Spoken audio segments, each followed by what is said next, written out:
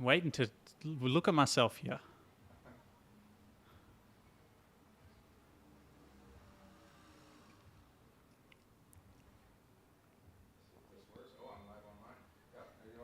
Oh, cool.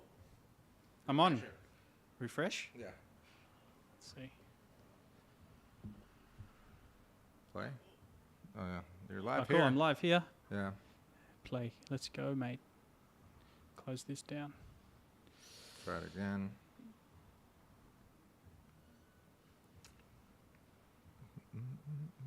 Let's hit on the live. This there one. you are. Hey, Yeah. hey, here we go. There you go. You are live. Perfect. There's 3 people on. Let's go. Hello. Hey, Dave. How you doing, man? Good to see you here. So we're just going to wait a little bit. Hey, Chris. Que más, pues? ¿Qué más, pues, parcero? We've been practicing. So today we're going to do a bit of a live sesh for about an hour. But the format is going to be that we're actually taping a couple of videos live that we're going to put on my channel. I want to close that door as well. I don't think they can hear it. Can you guys hear the cars coming through? It's super loud here. We're right next to Calle 10, if anyone's been to Medellin. Either super loud or super hot. You gotta go super hot. Okay, cool. That's better. That's better. Dre, what's up, bro? Chase? Whoa, fuck. It went to... Sorry. We went from 3 to 14 super fast. Super fast, yeah. Yeah, let's not try to swear on this, right? Because I can't edit it out Yeah. while it's live, so Yeah. chill out with the swearing. Anyway, as I was saying before we got interrupted by the noise, this is actually going to be a live taping. We're going to tape 2 episodes. The first one is going to be what's life really like in Medellin, because a lot of people, they just see highlights on YouTube and Instagram of, you know, going to this place, I'm partying, whatever. But for those of us who want to maybe spend some time in Medellin or Colombia, want to live here, what's life really like on a day-to-day level? So we're going to give you our personal experiences. We both live very different lives. So there's going to be something for everyone here. You're going to see day-to-day, kind of give you like a weekly schedule, all the stuff we do, all the stuff you guys can do. And then we're going to also open it up to all your questions and answer any questions that you may have about living here or culture or anything like that. And the second part of the video is going to be, we want to really talk about how Medellin has changed. Even since I've been here in the past 2 years, the kind of demographic of people that are coming here and the tourism and just the vibe around the place is really, really changing. You probably would have seen that even more over 13 years. Yeah, absolutely. Yeah, so those are the 2 things we're going to talk about today, and we're going to be answering all your questions. So shall we begin? Yeah, let's get started. How's everybody doing, by the way? Yeah, how is everyone? Don't forget to hit the like button on the video if you're watching on YouTube. And if anyone hasn't done this kind of chat thing before, there's a little chat box like this. I don't know if you can see that. Oh, Can't see that. more or less. And you can just type your questions in there, and we can see it. And we can answer them. And then we talk to you guys about it. Chase wants to move to Medellin, strongly considering. Mate, buy the ticket and do it. What a fucking Well, life, at least huh? visit. Well, unless if you've already visited and you know. But if you haven't, you gotta come down. Great life, great life. Yeah. So, if anyone doesn't know me, I'm AK Joel. I've been here for about 2 years in Medellin. Before that, I lived in Mexico for 1.5 years. Overall, I've been a digital nomad for about 4.5 years. I left my life back in Australia, where I was working as a construction manager, earning 6 figures, doing pretty well. It was all right. But I thought you were going to say construction worker. I'm like, you don't look like a construction worker. Look at these hands, mate. Those hands. Not one day. Too beautiful. I'm too beautiful to work in construction. Get Never touch a tool in your life. No way. Couldn't tell a hammer from a spade. But anyway, I left May 2019. I left Australia in search of something more, and that took me all around the world, and eventually I ended up here, and this is my favorite country, I would say, to live. Absolutely. Yeah. So, Andrew, do you want to introduce yourself for the people that don't know you? Sure. I'm Andrew Macia. I've been living in Medellin for about 13 years now. I got here in 2010, and I first got to Bogota, and I lived there for 6 months. And Bogota was okay. I'm from Southern California, from LA, or near LA, Orange County. But I'm used to a big city. Like, I love going to LA a lot, and my parents had stores down there, and we'd always have to go to the garment district. So it was always traffic and a lot of people and a lot of cars, etc. So Bogota was just another version of that, but just like a few decades behind. And I remember, 13 years ago that even downtown, there were skyscrapers, there was a lot of cars and buses and the Transmilenio. And then every now and then you'd see like a horse going by like on the main street, which is called, what do you call that? I forget what it's called. It's called there's a name for it here in Colombia. But they just banned it in Cartagena just like a couple years ago, where you can't use horses to pull these little things. Like nowadays, you'll see the guys collecting the trash and stuff, and those wooden things that used to be attached to a horse. Oh, okay. So it's like a handsome cab or whatever. But it's not so handsome. It's like run down. Dodgy cab. But yeah, anyways, after those 6 months, I came and visited Colombia or Medellin, and I had a suitcase, and I have family in Bogota because I am born in Colombia, but. I came down here and I realized that I don't ever want to go back to Bogota. So I've only gone back. Had you been to Medellin before that? No, that was my first time, and I got here and I was like, why did you come to Medellin? I guess because I had a friend from Orange County that came and visited me in Bogota, and he's like, hey, I only have 6 months here. Let's go check out other cities. And I'm like, cool. Let's go to Medellin, and we both like fell in love with it right away. We're like, yeah, this is the place. This was 2010. 2010. Yeah. And what was the general verdict or vibe surrounding visiting Medellin back then? Was it cool? Like, people, let's go hang out there. Or was it kind of like? No, it was only mostly backpackers. Like, the majority were backpackers, and mostly like either Australian, German, or American. Mostly hostels. Going to hostels and backpacking. Okay. There was not much high end stuff. Like the biggest hotel, the most high end hotel for travelers was the Charlie Hotel, which is a giant one, and it was super expensive back then. So it wasn't like something that you'd see every day. So you definitely wouldn't see families or women traveling by themselves at all. And one crazy thing that people don't realize is that. Can you tell us the exchange rate back then when you arrived? Yeah, it was 1,500 to $1. What? Yeah, and we were balling too. I mean, like when I started making dollars. So when I first got here, I was working freelance online, and I was only making like maybe $500 a month, from a couple of clients that I was doing websites for. Yeah. And with that exchange rate, because everything was cheaper too. Okay, yeah, obviously. It was like because tourism hadn't caught on and the pricing boom. Inflation wasn't here yet. And it was affordable. Granted that it wasn't affordable to live in El Poblado. Because El Poblado has always been expensive. The high-end place. But anywhere else, you could rent an apartment for, a couple $100 a month or whatever. And so the exchange rate was lower, but at the same time, everything else was cheaper. It was cheaper. So the exchange rate when Andy got here in 2010 was $1 to 1,500 Colombian pesos. A year ago, it was 1 to 5,000, and just in the last maybe 6 months, it's God, 5,000. 5,000. Yeah, that is crazy. So much. 5 to 1 purchasing power. 1. Yeah, and then it just had a big dip in the last year, and now it's like 1 to 4,000, which we still get 4 times more purchasing power, which is still crazy. As long as we don't go 1,500, I'm good. I'm good. Can we say hi to some people over here? Yeah, let's do this. What's up, Rick? How you doing? Rick Juan watching on my channel. Yeah. We got Jose Alberto. ¿Cómo estás, Jose? How's Venezuela? Hope you guys are having a great day. We got... Desde España. You're in Spain. We got Chase. He said he's been 4 times for 2 months each, and he wants to... That's... you know how you said, hey, he's visited here and he wants to move. Dude, that's a lot of time here. So I guess you've seen it and you've fallen in love with it. What do you like best about it? And where are you from, by the way, also? Yeah. We have David. He says, I'm considering visiting Medellin, but he's concerned about safety. Okay. We can talk about that. We have a lot to talk about safety. Frederick, how you doing, Frederick? Hope you're having a good day today, or good evening. We have Jason Lynch. Do you own your own holiday lets or operate them through rent-to-rent model? What? Do you own your holiday lets, rentals, or operate them through rent-to-rent model? No, they're not sublets. They're I own them outright. Yeah. Yeah, and we have Beast LFC. That's a cool name. How difficult is it to obtain a Colombian citizenship without marriage?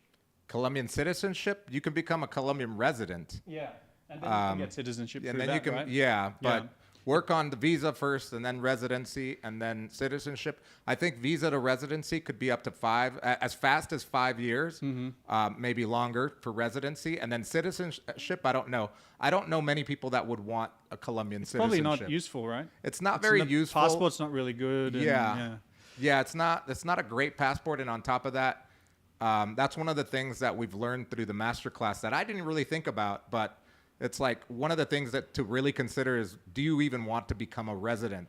Because then you're liable to more taxes, to not pay taxes per se, because if you're paying in the United States, you could still be subject to a discount here. But you're still subject to reporting taxes. And do you really want to be reporting to the Colombian government? Those are questions that obviously you should ask an attorney, but it's something to think about. There's a lot of it. Can you move a bit closer, by the way? So you're like, you want me to be closer to you? Even in the screen, mate. So there's actually a lot more advantages in not being a citizen, depending on where you're from, especially if you have a strong passport like Australia, UK, or US, the US. But to answer your question about getting so from visa, there's two types of visas, right? The first one is a tourist visa, like the digital nomad visa. Right. You can get this visa, you can stay here, but it doesn't accumulate to the 5 years you need to get residency. So there's other ones like the marriage visa and investment visa, which can accumulate. Once you get them and you've had 5 years of those visas, then you can apply to be a resident. So that's a very important fact. Some people might be getting digital nomad visa and be like, oh, fuck, I got 5 of these, let's go. And they're like, nah, man, that's not how it start works. from scratch. You got to start, So 2 types of visas, remember that. So the digital nomad visa, just to be clear, is more of a business for Colombia than an advantage for the tourist that wants to maybe live here long term and become a resident. Yeah, it's just kind of a way to just pay and be here for a year. Be here for a year rather than going out, coming in, all this stuff, you know? Yeah. So who else we got in here? Ross. I just came to Medellin and have had a lot to learn. Staying in Poblado, already experiencing the flakiness of women here. It's a rite of passage. Renee Montenegro is in Bucaramanga. Ah, interesting. How's it going over there? That is Barichara, right? Close to Barichara. Near Barichara. Yeah. Bucaramanga is in Santander. Yeah. Awesome. So, shall we get started? Yeah. I thought we already got started. No, that was like introduction. We're going to start the filming of the video now. All right. All right. Got to work. So if there's some weird lines that I say, it's because I got to hit it for the edit later. All right. So, all right. G'day, legends. Welcome back. In this video today, we're going to tell you exactly what life in Medellin is like on a day-to-day level. A lot of the stuff you see on YouTube is like, hey, I partied here, I went to this place, but that's not every day. That's once in a while. Unless you're me. But you got to work too.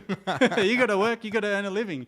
You're not just some hooligan just going willy-nilly around the world. So what can you do here in Medellin? What activities can you look forward to? What groups can you join?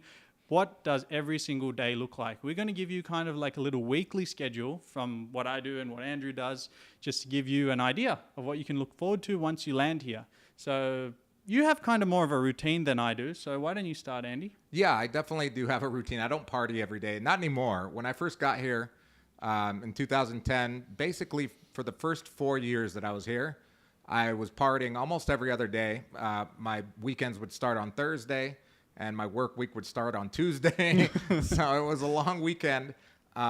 Because again, if you're earning dollars and you're spending pesos, it goes a long way. And also, I was younger. I was 29 when I first got here, and I was just letting loose. But now I'm 42 years old, and my work week is basically, well, now that I own a business and a couple of businesses, I work all the time, and I like what I do. So I don't consider it work. I consider it like, this is what I like to do. I wake up looking forward to do this every day. That's a dream. That's what everyone should be aspiring to. Yeah, I don't really, I'm my own boss. I have clients, but I do make my own hours, and you know, I hold myself accountable.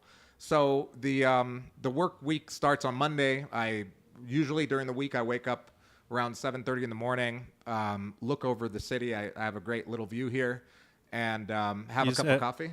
I'm looking at it now. Yeah. Andrew has a view of the whole mountains, and all the lights are lit up now. On the west side. On the west side, and during the day it's just beautiful green, and you can see sunset. One thing I notice about your place is that it's like every time I come here, the sunset is casting a different color. Yeah. It's like red, purple, whatever. That's Medellin. Yeah, Very it nice. just depends on the clouds that day. Yeah. Anyway, go on. Yeah. So yeah. Anyway, so I I'm, wake I'm up. providing color commentary as you go on. I have coffee in the morning, and I usually, if my cleaning lady doesn't come, I usually just leave around 8:30 to the co-working space, which is like 4 blocks away from here. Let's touch on that. You have a cleaning lady that comes twice a week. Yeah. Does all your cleaning, laundry, blah blah blah. Yeah, blah, so she comes Monday and Fridays. So One she'll be huge coming benefit. tomorrow. Yeah, it's a huge benefit because she comes in, does everything, Mm-hmm. and even if I have cooked for her, food for her to cook, I tell her, hey, can you make beans and plantains and put them, and she'll portion them out and leave them in the fridge, which is amazing. It's really convenient. Okay, cool. So you're heading to the co-work, are you? Yeah, I go to the co-working space, which is like 4 blocks away. Which one is that for people that might want to Yeah, come and go to it? Yeah, one of our students from the master class, he went to it and he liked it. It's called Open Space. Open Space. It's smaller. It's kind of like a small warehouse that has been converted into a co-working space, and it's great because it doesn't have like cubes or anything. It's like really open. It's called Open Space, and it's literally an open floor plan. You can sit anywhere and sit next to anybody that you want, and I work there usually till about 1 o'clock. When I have lunch, I usually work there with my business partner, or my accountant will go there, or my assistant will be there. Somebody that I know or that I don't know and I just meet will be there. And then we go right on that same block to eat lunch at 1. After that, either hit the gym or come back here, continue working. Let's break this And down that's a it. little bit. So you go to the co-work. Yeah. One huge advantage of that is, I guess, you don't want to be in the house all the time. Right. And the next thing is you can meet people, right? Don't look Yeah. at the chat. You're going to get distracted. The next thing is you meet people, right? Yeah. Tell us a bit about that. Well- How easy is to talk to people and have a bit of a social setting there whilst working? Well, the good thing is that even though it's in Manila, and Manila has a lot of hostels and hotels, most people that are in hostels or hotels are not really working all the time. So that place is not full of foreigners. Most of the people that are working there are locals. So it's really easy to just spark up a conversation about whatever is happening or whatever the case may be with anybody sitting there and becoming like instant friends. Awesome. What type of jobs do the locals who come there do? They usually work for local companies. I've seen a lot of graphic artists. I've seen some programmers. I've seen people mostly in marketing. It seems like marketing is a big thing because I know that Medellin, a lot of the schools here like EAFIT and even Universidad Nacional, they have a big program on international business. Okay. So a lot of people do speak English, and those that speak English work for these marketing companies, abroad or local here. Okay, so that's pretty cool. And so that's a great place to meet people. Yeah. So you finish at 1, then you go to the gym. You go to SmartFit right over here. If anyone doesn't know, SmartFit is a huge chain of gyms, which is all over Latin America, Mexico, Brazil, Colombia. I don't know what other countries, but I've been to Panama. the gyms. Panama. And I've been- Mexico, yeah. Mexico. So all over. It's about 89,000. They just raised the membership this year. So that's like $20 a month. And how's the gym here? How does it go? Well, the Compared gym, to a US gym or something like that? well, there's less gym etiquette because these cheaper gyms that like these nationwide chains did not exist, 5 or 6 years ago.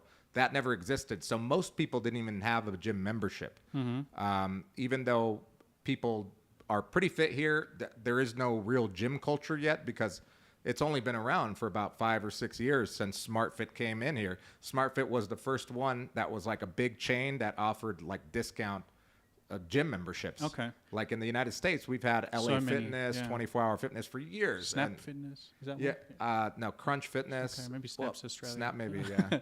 But yeah. But I've ne- anyway, I've so never- there's like less of a etiquette. gym culture. So less etiquette, meaning people will leave their weights thrown around. People will be hovering over you, asking you in the middle of a set if you're done or if they can jump in, and that's It's very a- normal. It's That's a zoo. It's a That's zoo. the only way to describe And if it. you go to the ones that are in like malls or whatever, those they don't have peak hours. The whole day is a Whole peak hour. PK, yeah.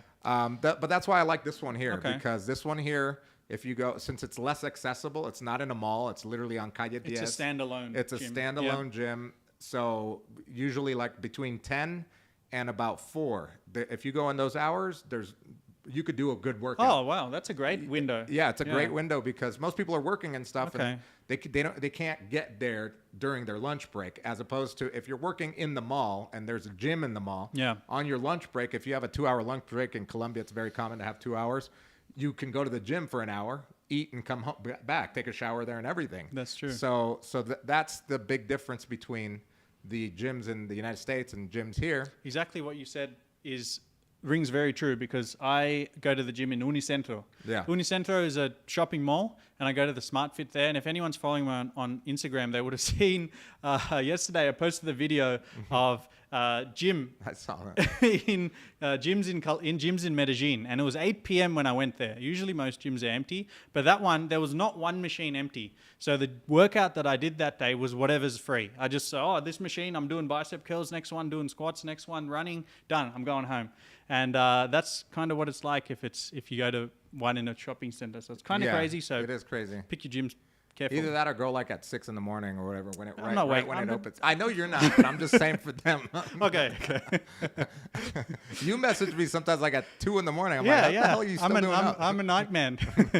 Go ahead. After gym, what do you do? I usually come back here and finish working on stuff or whatever I need to do, and then in the evening I stream video games. I like to play video games, so I'll stream at night, and then my night is pretty much over. Have dinner, and then my day is over, and then the weekend comes. You do that Monday to Friday, the same thing? Pretty much Monday to Friday. You don't have any activities during the week that you do? Yeah, sometimes I'll meet up with friends during the day to play chess. Okay. Sometimes we'll do board game night. Sometimes I'll go shoot hoops over here at the basketball court around the corner here. So yeah, it just varies. Okay, whatever you want. There's no whatever fixed. I want. Yeah, Okay. yeah. Or I'll go to the bar football season's coming. Okay. I'm trying not to drink, but football season fucks that up. I mean, screws that up. Sorry, all the time. Because you got a shit team and they lose, you got to drink No, more. fantasy football screws it up. Oh, yeah, that's depressing. It's like I have to go watch every freaking game that my players are playing on. But why you got to drink? Why? Yeah. Why not? Fair but answer. it's true. No, I have gone like a whole year in Medellin Okay. without drinking. I did like a hiatus from drinking like a couple years ago where I didn't drink the whole year. So it's definitely doable, Yeah. but you just have to change your routine up. You can't go to the bar. That's true. So that's your Monday to Friday. Before we get into the weekend, the exciting stuff, Yeah. let's take some questions, all right? Sure. I'm going to ask you and you can answer. Okay. By the way, those of you just joining, we're doing a live question and answers with Andrew and AK. If you like this content, make sure you hit the subscribe button and the like button. So Dre says here, Dre Turner, he's a member of my channel. So answer his question. Good. Give him a great response. All right, Dre. He said, as far as medical life over there, I'm in Cali.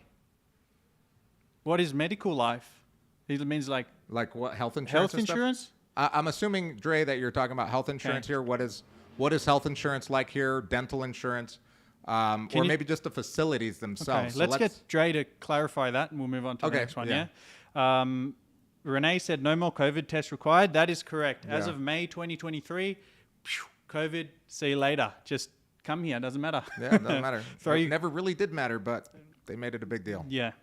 916 Hellas said missing the sancocho at Hacienda in Manila. Have you been there? Yeah, Hacienda's right around the corner It's a here. good Yeah. sancocho? Yeah, that's a really great place for bandeja paisa. Well, traditional dishes. It's kind of like Ato Viejo. Yeah, I love Hato Yeah. Viejo.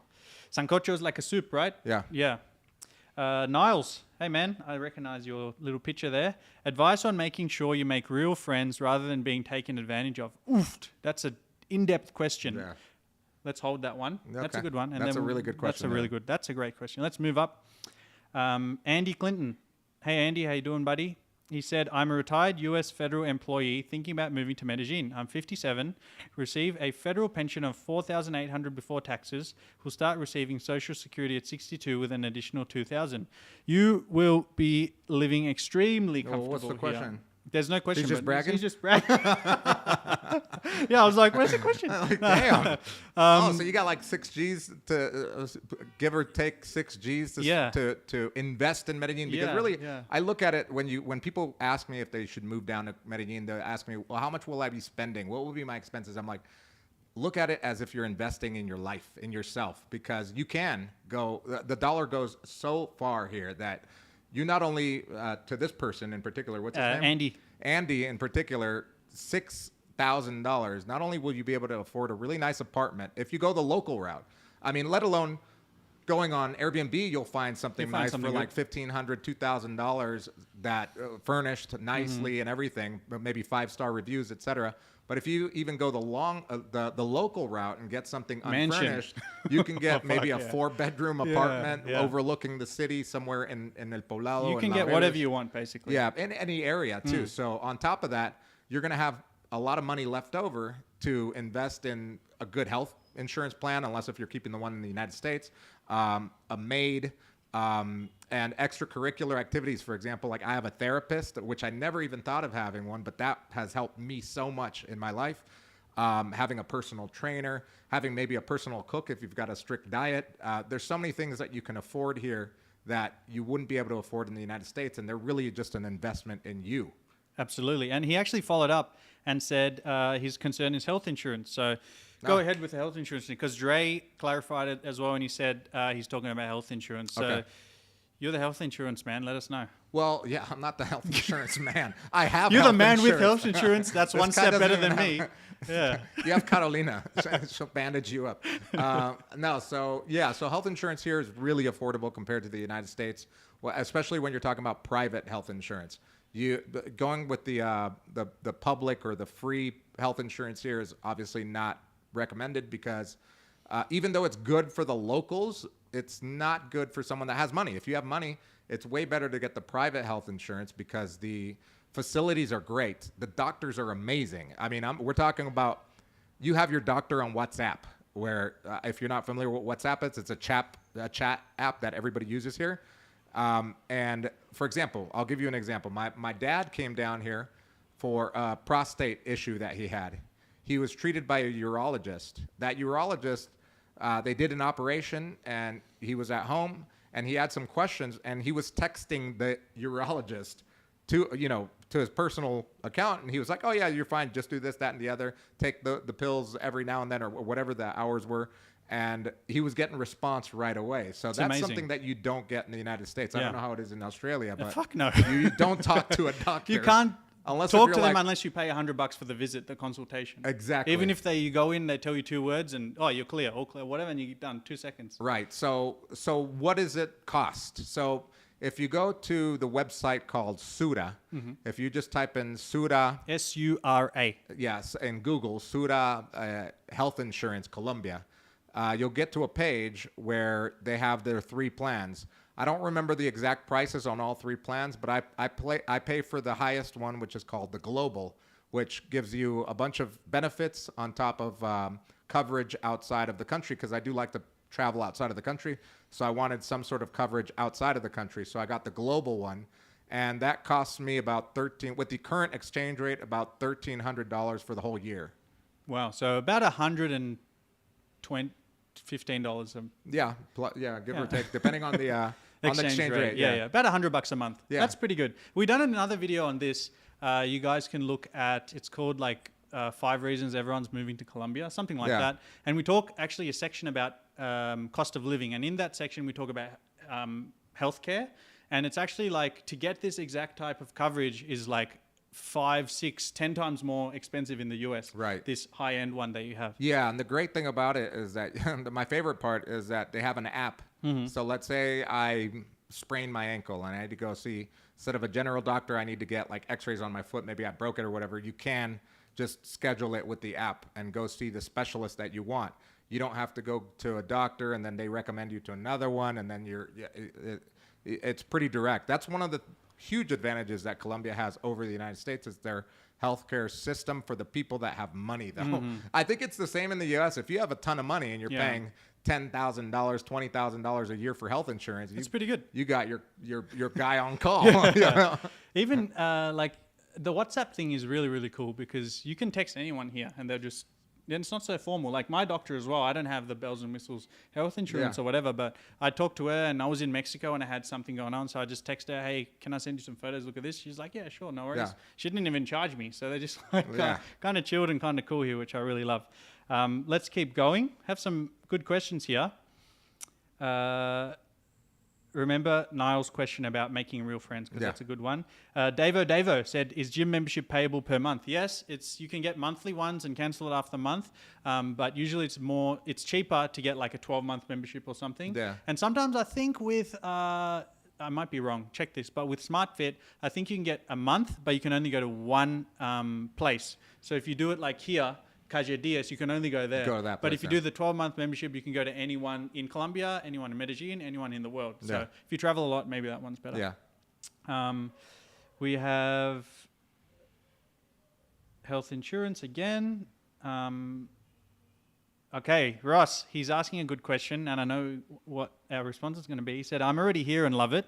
Want to move here, but I'm worried about taxes. What did we do the other day? Yeah, we did the tax module with the tax attorneys, which was, I mean, I already know a lot of this stuff because I've had to go through it because of our businesses and over the 13 years, you just obviously, I am Colombian. I'm a Colombian citizen because I was born here, so I do have to report taxes here. So yeah, there's, you shouldn't be. Well, first of all, you should be consulting either an accountant or a tax lawyer. And our preferred tax guys are Nexo Law. You definitely want to contact them. Maybe schedule a call because everyone's situation's a little bit different. Absolutely. But just so that everybody knows, the tax rate here on personal income tax is 35%. And if you have a business here and you have to pay sales tax, that's 19%. So on sales income, you could be paying upwards to 55% taxes if you're going by the book. Okay. Again, big wink Enough, there. enough said about that. That's enough. That's all I got to say. All I'll say Talk to a lawyer. All I'll say is that was actually one of our modules from our masterclass. As you said, we actually get a tax lawyer to come on and explain everything about taxes and how to, let's say, massage. Yeah, well, what you want to do, what you want to do, it's like what I do. Yeah. What I recommend is know enough to know that you need a professional. Yeah. Like I know enough about taxes here and in the U.S. where I know that since I have a business, I have an estate, a family estate, I have a nonprofit organization, I've got a lot of things moving. I know that even for personal income taxes, I want to decrease those to the biggest amount that I can, or the lowest amount, I should say. And for that, you need an accountant and maybe the assistance of a lawyer. Yeah, we found out some great info actually on that as the last module. So if anyone wants more info on that, MedellinMasterclass.com. We cover everything about tax in there. Yeah, so it sucks. with that said, Taxes suck. it's boring as shit, but it's going to save you a lot of money. No, but it sucks, but you have to know it. You have to know it. What did Thomas Jefferson said? There's two things in life that you can't Death and taxes? Deny. Yeah, death and taxes. Absolutely. The country will come after you. Let's move on to something more light. exciting than taxes. Defi Academy said he's riding a subway in New York City and listening to us. Oh, let's go. That's pretty cool. How's it going? Oh, I bet you it's super hot there right now. Huh? Is it summertime? Summer? Yeah, it's summertime. We have. Let's get to Niles' question actually. Okay. Advice on making sure you make real friends rather than being taken advantage of. Go ahead. So the biggest advice I could give you is learn some Spanish because knowing the language alone will help you avoid some of these situations where you are getting taken advantage of because things get lost in translation. So once you learn the language, at least enough to be dangerous with it, you start to understand the culture because Colombian culture and U.S. culture, especially when it comes to friendships and or love interests, is very different. And there are things that can happen where you think that they're taking advantage of you, and no, that's just part of the culture here. Or where you think that you are making headway in a relationship, but you're really being taken advantage of. So the biggest piece of advice I could give you is start learning the language somehow. Get a local tutor, like, for example, my friend Spanish, Carla.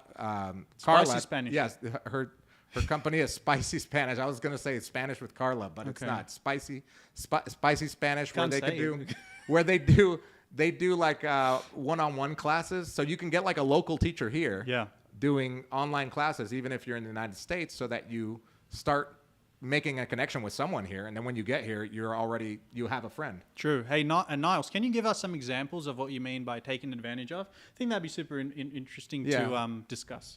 Yeah, I think give usually some money. workarounds for it. Yeah. Yeah. It No, could be, but usually who it's knows? money. Yeah, yeah. I mean, and- I've never had anything happen to me. Well, it's like yeah, but I've seen, because I do hang out at the local sports bar where it's mostly gringos that go there to watch sports.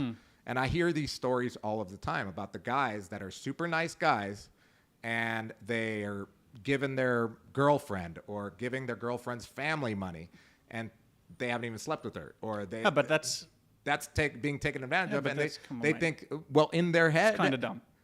To us, it's dumb. Okay. But if you put yourself in their shoes, they've never had anything like this before, and they think that, oh, I'm making headway because Okay. she held my hand today. But that's not like a Colombian thing. Like if someone did that in the US, that'd be Yeah, stupid yeah, as that well. could Like, happen anywhere. It's nothing to do with it happens Colombians. everywhere. But I do hear about that happening a lot here. Yeah. And yeah, locals, if they see, I think that's more of the Paisa culture too. Is like, if you see a way to get over and take advantage, you will.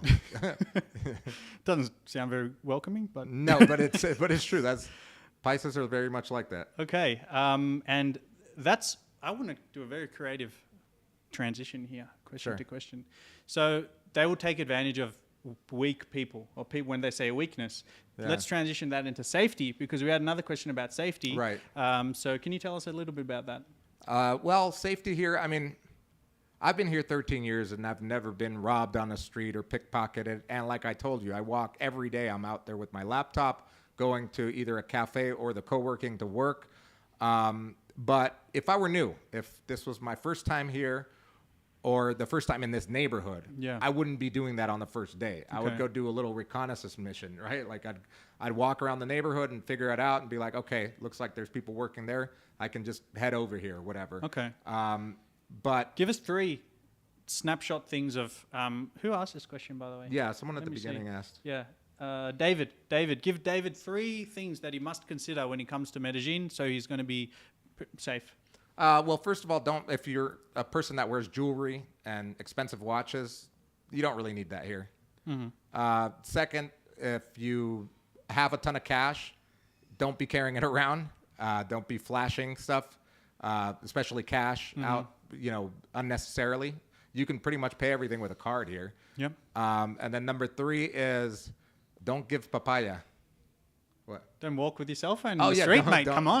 don't give You know how many papaya. people getting robbed on Calle Diaz every day for doing that? You You haven't never seen about? Never. I was I've talking to never a few noticed. taxi drivers recently, and they're like, yeah, they've seen so many people just like And standing they at the snatch it? stoplight, looking at like, where am I going? What's happening? And they just snatch it on the bike. Oh, on the motorcycle? Yeah, I have yeah. heard of that, You but I've can't never do- seen it. Yeah, yeah. I've never seen You it. can't do that in Medellin. Yeah, like, I mean, yeah, when I walk outside, I never walk out with my phone. No. Sometimes I just leave my phone at home. I don't need it. I was even in Mexico recently, and I was like, "Oh my god, I'm walking around, people Yeah. walking with the phone. What is this?"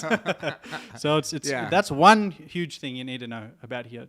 If you need directions or something, walk into a shop, check it, walk out, Yeah. keep walking. Oh, you know? yeah. There's so many times I see people walking around It's here your- with their phone, like, going like Yeah, this, like, where that am I? mate. You're asking. That's Dad Papaya, 10 out of 10. Let's go to the next question. This is from Andy again.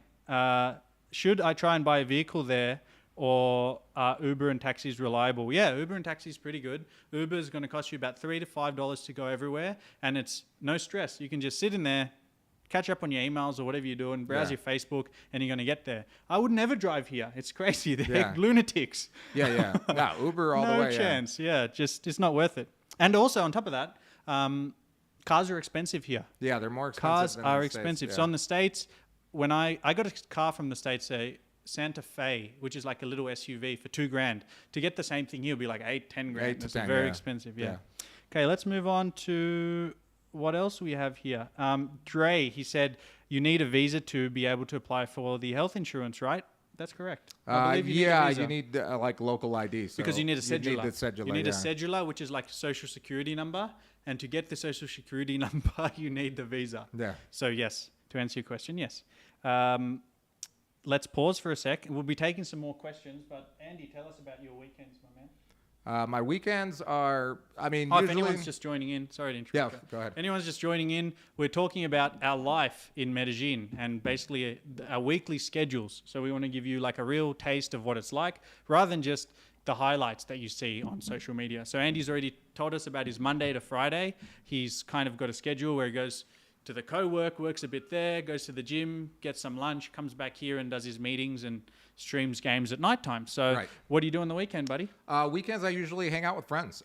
Friday nights, I have a friend that's a DJ, and we've been going to a lot of her parties because I don't know if you guys are familiar with the Afro beats movement, like Burna Boy, etc. So that's kind of catching on here. It's slowly catching on.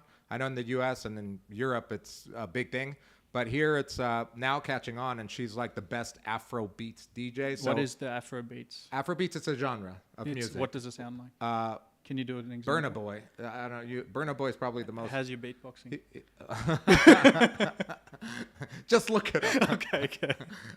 But anyway, so she does this, and we go to like the places where she's usually You're spinning like at. the entourage. We're like her groupies. The groupies. Okay. But we all go, and our friends will come here and we'll meet here, and then we'll walk over to wherever she's spinning, and we hang out, and it's a great time.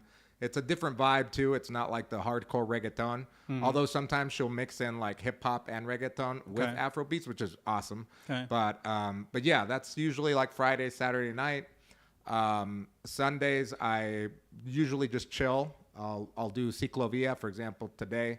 Wake up in the morning and go. Ciclovia is when they shut down the whole main streets here, and people walk, jog, walk their dogs, families out there. It's really awesome. There's a little farmer's market. So I'll walk from here. That's a must do if you come to Medellin. Yeah, it's a must do. Yeah. Like I said, for the first like 4 years that I was here, I was always hungover on a Sunday, and I never went to ciclovia until 4 years after. Yeah. And I'm like, Now man, you're there this every is week. so awesome. Yeah. Now I don't. I prefer not to go out on Saturday night because I want to wake up to go do ciclovia on Sunday. Yeah. And I usually meet up friends, or I'll just walk by myself to the cafe, which is about a 20-minute walk. Go over there, have breakfast. Sometimes I take my laptop and finish off an email or whatever, and then walk back, go to the farmer's market, and come back here, chill out, watch football, whatever the case is. Okay. And you weren't very happy with me scheduling this on a Sunday night. Yeah. You said you got some pretty good stuff going on. Can you tell us all about what was so important that you were not happy about this? Sunday nights? Yeah. Sunday nights is usually like every day I do something and I work, right? Okay. So like Sunday nights are usually the day that I'm like, okay, I'm just going to disconnect and go see a girl or meet a girl. Now it makes sense. I knew Now that's where it you were makes going. sense. I know that's where you were going. Now it makes sense. And a lot of people might ask, I'm well, so why busy. why wouldn't you want to see? Why don't you see girls on Fridays and Saturdays? That's where you pick up the new ones to see on Sundays. Okay. Sundays it's like the date night or whatever, because usually during the week I work or do stuff. But yeah, Sundays. But even like for example, today I had no plan.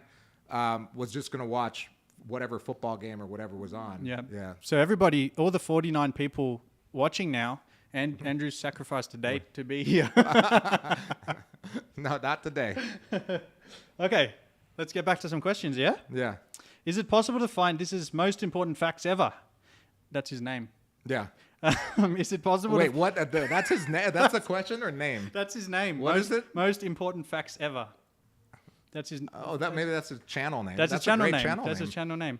Is it possible to find a quiet place that's still inside of Medellin, or is that off the table? Yeah.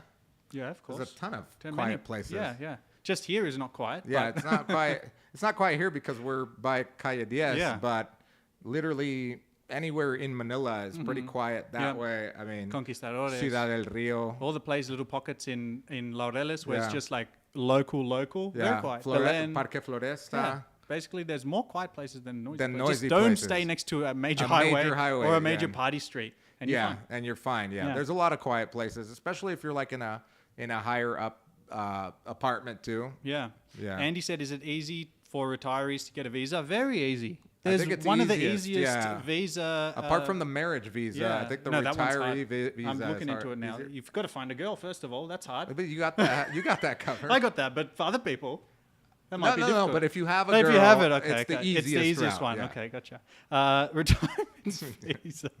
Finding a girl is easy. Just get one and pay her. Oof, let's not talk about that. Is it easy for? Yeah, so it's one of the easiest. You just need to present your, I guess, what's the thing when you get retirement payments called? Your pension? Pension. You just got to show your pension and whatever. Pretty easy. I've been Don't Warren. hire him as your visa lawyer. That's why I got the masterclass. I hire other people to come on and give the advice. It's pretty easy. Fucking Yeah, just get that thing and submit post it. And it. you're Oh, done. what? Declined? Shit. Warren Kenner said, I've been working on my Spanish. What level do you recommend as a minimum for traveling on your own? Oh, good question. Oh, good question. Great Good question. Well, actually, to get around, you and just do like daily things like ordering food or whatever. You did very low, you know. I'd say B2. Yeah, B2, B1 even. I don't know if you know that, but it's like intermediate or lower intermediate. Yeah. You're fine. Yeah. On top of that, What's the one before B? A? A1 and Oh, so A2. maybe A2 might be good. Yeah, A2 could is be good good, enough, yeah. because once you're here, you're going to go from A2 to B2 pretty quickly. Mm-hmm. The problem, I taught English for a long time, advanced English. The problem is when you get to C1 or B2 and C1 and advancing to like fluent, that's where that gap is because of all of the colloquialisms and the idioms. But anyway, another great tip that I found out the other day is I was watching football on Thursday night, and I was sitting next to a guy, and he didn't speak any English, but he was talking to he didn't speak any Spanish, sorry. Okay. And he was talking to the bartender, and I'm like, wait, how is she responding to him? And then I noticed that he was passing a device over to her, and I'm like, what is that? And he's like, it's a translator. You talk into it in your language, and it types out exactly. It's not Google Translate. It's way better than that. And it's got 120 different languages on Yeah. it. And it costs him like $40 on Amazon. Yeah. And I mean, that would be a great backup to obviously learning Spanish, because you don't want to be using that the whole time and using it as your crutch. But I thought that device was amazing. Do you know what's funny? What? The company that makes that device actually sent it to me to make a video about it. Oh, really? Yeah, but it's a different one. It's not the holding one. It's ones that you wear and you Yeah. walk around and it translates and Everything? translate everything. So That's it pretty should be awesome. getting to my house in about a Well, week. it translates everything, Yeah, but it how trans- do you say it to the person? I don't know. I'm going to figure it out. I have to make a video on it, and it's going to be on the channel soon. okay. But yeah, Okay. they reached out and That's they pretty interesting. paid me to make a video about it. So that's going to be pretty cool. Going to be walking around the street with these earbuds in and see what happens. Yeah, that's pretty cool. Here's a good one. Victor said, why do you prefer living and traveling in Colombia over Mexico? Oh, good question. Yeah, great question. A lot of people might The think women. Colombia and Mexico, same thing. Both of them speak Spanish. Not at all. Colombia, first of all, let's talk about pricing, guys.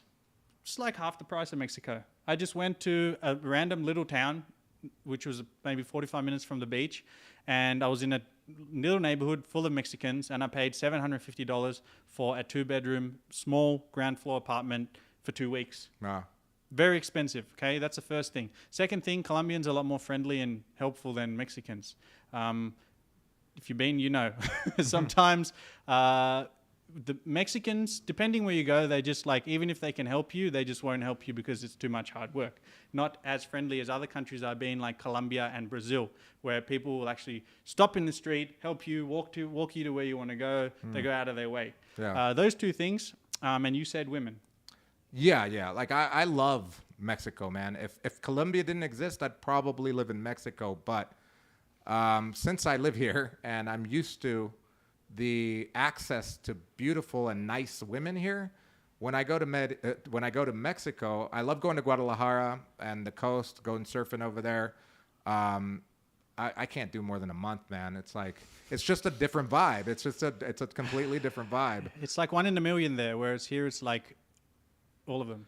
Yeah, here it's not all of them. I mean, you go on the metro and you many. can see some gargoyles, but like you see it. There's plenty. Yeah, It's plenty like, of options. You just have to experience Yeah. it to be able to see. And who knows? I do have friends that have lived here in Medellin, but now live. For example, I've got like 2 friends that live in Sayulita.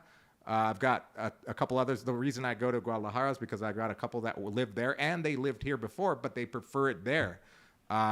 And mostly, and one of the biggest reasons for that when I ask them is the proximity to the U.S. They're Yeah. even closer to the U.S. Their parents can fly down and visit because now one of them has a kid, et cetera. So proximity is a big thing. Yeah. And Let's move on. But I actually have a video that I sat down and made with my mate Nick, who lives in Mexico City. And we made a video called Medellin versus Mexico City, which one wins? And we compared, I think it was 12. I don't think you can compare those two, can you? Like Mexico City has almost 30 million It's people. Mexico City versus Medellin for expats, not just in general.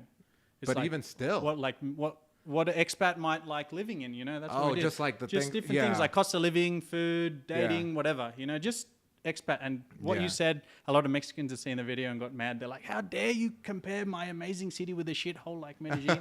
Like, dude, come Well, on. it's the opposite for me. How dare you compare Medellin with a shithole like Mexico City? Exactly. But check that video out because it's got, we compare 12 different things and we come to a result about which is the best one. So check that out. Quite a good video. They're kind of both shitholes. Now that I think about it. Chase, we're not going to answer this question, but he said, is there any complications you may need to know about buying property in Colombia? Yes. Yeah, I'll There just is- touch on that real quick. Okay. First of all, check out the Medellin Masterclass. There's a whole 2 modules on We have that. a whole 2 modules on that where I go step by step on the process because it is there is a process. It's not like Many in the different United documents States. you need Yeah. and- I mean, yeah. literally, I'll just give you this little tidbit. Doing comps, you got to do your own comps because there's no website, there's no MLS, there's no Zillow, there's nothing online that you could just compare what listing prices are or last sold prices are. You got to do that all yourself. So I'll just leave that there. Okay. Let's go to the next question, which is David. We can't answer this question. Oh, I got no idea about it. Maybe you do. He said, is it easier to make friends in Medellin than Armenia? Armenia? Fuck if I know. I've been to Armenia. Yeah? Armenia's great. Yeah. I love Armenia, Manizales, Pereira. Those places are awesome to go to. And I think it's easier in the United States. It's easier in Medellin because it's a bigger city and there's more things going on. In Armenia, you're not going to find a language exchange happening on Monday, that's a good Tuesday, point, Wednesday, trivia night on Thursday night. Hiking club, board game Karaoke, club, yeah. singing club, Yeah. music club, football So club. for basketball that club. matter, Okay. I mean, if you want to really compare even more, Bogota would be even easier Yeah. because there's stuff going on But all there's the not time. so many expats there. Yeah, there's less of an expat community for sure. Gotcha. 916 Hellers. Hey, can you interview women from other neighborhoods outside of Poblado or Laureles on their perspective on dating foreigners, especially if the women have children? No. No. I don't really care about that. Sorry, mate. No. Well, there's a. We could. I mean, we could, but the fact of the matter is that it's pretty much the same for even like the higher end girl or the girl from the barrio. That, you know, when they see a foreigner, it's something alluring to them. To a lot of them, I'm not saying all of them, but either way. And you're right about the children part. A lot of them have children, and they just want someone to love them and their kid. You know, it's. Yeah. Niles, you said, what are the red flags? Check out my video that's called How to Spot Dangerous Women in Medellin. Watch that, and then you got to know everything. We talked about this a bit with the bricks and the blah, red blah, blah, blah, flags blah. for women or for what? For women, trying to Okay. find a girl that's quality wifey material. I guess the girls standing by Red walls. flag. I guess the girls standing by walls are no. Yeah, if they've got bricks and exposed wire in the background of their picture, and that's where they live. And then lingerie, That and could there's be a a little- baby too. That's yeah, not and good. if they've got a tattoo on their ass cheek, and if their Tinder profile has You a know- marijuana leaf. You know what I went on? This is a fucking great tip for you guys. There's a website called Scopolamine Victims Colombia. Oh, you mean like a Facebook group? Facebook group, Okay. sorry. Facebook group called Scopolamine Victims Colombia. Go on there because it has 3,700 people who have been victims of drugged and robbed here. So you go on there and they post videos. I don't but- think but- 3,700 have been drugged there. But there's 3,700 It's like in if the I group. join it, I wasn't drugged, but I just want to know. Yeah, whatever. Many people have been drugged and robbed. I because drugged myself. Everyday people are posting photos of their actual Tinder matches who drugged and robbed them. And Oh, so that you can start to see. I mean, if you're not an idiot, you Yeah. know the types of girls to avoid. But guys can be idiots. so Oh, fuck there's yeah. so many. My girlfriend actually asked me this today. I was showing her. She's like, how the fuck do guys not know this? Oh my God, how dumb are guys? I'm like, It's yeah, like- pretty dumb. Yeah, it's like I would imagine that it's the same like if you go on Tinder in Poland or whatever, or in one of those places where prostitution there's a lot or Yeah. whatever in Europe. You'd be able to tell the difference Yeah. between like a regular person and someone that's selling sex. Yeah, or absolutely, content. absolutely. I don't know because if a lot these of them do guys too. don't care, or they just like to live risky, or they're stupid, or maybe a combination of three. Yeah, and it's also like desperation. A lot of men live in quiet desperation, and That's true. Yeah, Sad, we'll leave but it there. True. Just go on that site and check it out and compare the pictures to the ones that you're talking to right now. Yeah. Warren said all this discussion is in English. What? Well noted. Very perceptive. Warren, we don't No, have I'm just kidding. I'm subtitles just here. kidding. I'm just kidding. So I'm assuming y'all aren't too concerned about talking with the customs officer if your Spanish isn't good enough, how do you even get in? We're fluent in Spanish, but if we spoke Spanish, no one would understand these videos. So it's kind of... Anyway, yeah. Here we go. Chase is from San Luis Obispo, California. California, San Luis. Wild Rivers. We used to go to Wild Rivers every summer. Warren, reggaeton lyrics makes me sad. Listening to reggaeton music makes me sad, to be honest, because it sucks. DJ Moscow. D Moscow, not DJ. D Moscow. Don't worry, most tourists don't speak Spanish and they get through customs. That's true. You don't really need... maybe that other person was asking, how do you get through customs if you don't speak you just go, they ask you, they can say a few words. Yeah. Pasaporte equals passport. Show them the passport, keep moving. Yeah. What are you doing? They can say that. Yeah. Turismo. Next, let's go. Would you guys, most important facts ever. Every time I see this guy's name, I'm just very intrigued about what his channel's about. Follow it. Would you guys recommend the brunch parties as a way to avoid scopolamina? What's a brunch party? Go to a brunch party. You mean like the brunch party at the Charlie? Yeah, you're not gonna get scoped at the Charlie. Oh, what's this brunch party? Well, there's the rooftop at the Charlie. Yeah. They do brunch. It's like a little. It's brunch. It's like a brunch buffet at the rooftop with a okay. pool. You could go use the pool. Okay. You pay like 60,000 pesos or something, and you can. It's kind of like an all-you-can-eat brunch. So it's more food theme thing. Yeah, it's a food theme with the pool and Yeah. music. There's a DJ. Because we have these things called like brunch party in Melbourne. Maybe that's what he's talking about. And the you only go thing I heard about. And it's like brunch party, and you go there, and there's no food. It's just like a dark techno party, and everyone's on drugs. But it's like during in the middle of the time. day? Yeah. So someone might want to clarify. They go there, I want to eat some food, and just fucking everyone on drugs. What the hell is going on here? Where's my avocado on toast, mate? I have not heard of that. Yeah, that's the thing. So I don't think there's many brunch parties here. Okay. Yeah. But just make sure you know what you're going to. Or that guy, he goes to the Charlie looking for some cocaine and techno, and they're like, "We just got waffles, mate." What is this shit? If I may ask, what city and country did you two come from, and what was the reason? I came from Melbourne, Australia, and I left because life was just too boring. Everyone was doing 9 to 5, living for the weekend. They were doing the same thing they were doing when they were 25 as when they were 45, and then waiting to get 65 and like, oh, wow, I'm retired. I'm going to live now. And I was like, mate, I don't care about this.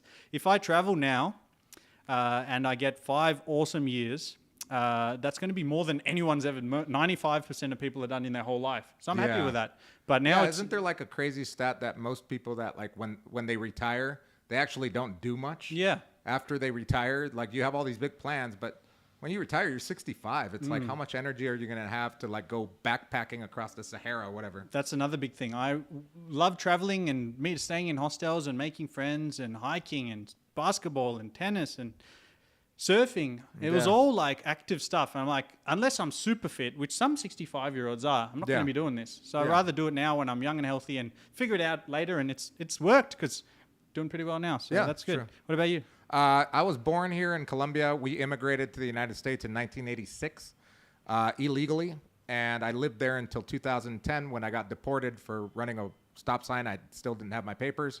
Amongst other things, I had like a suspended license, and I had a few traffic tickets, and I had to do weekend jail. I didn't know about this whole ICE police thing in 2010. I went in for Friday night and was supposed to leave on a Sunday. Sunday came by. 3 months later, I'm in Bogota with a backpack and a borrowed laptop and no money. And I had to start all over when I was 29. Luckily, it happened when I was young. And on top of that, I took a lot of information that I learned in the United States about digital marketing, et cetera.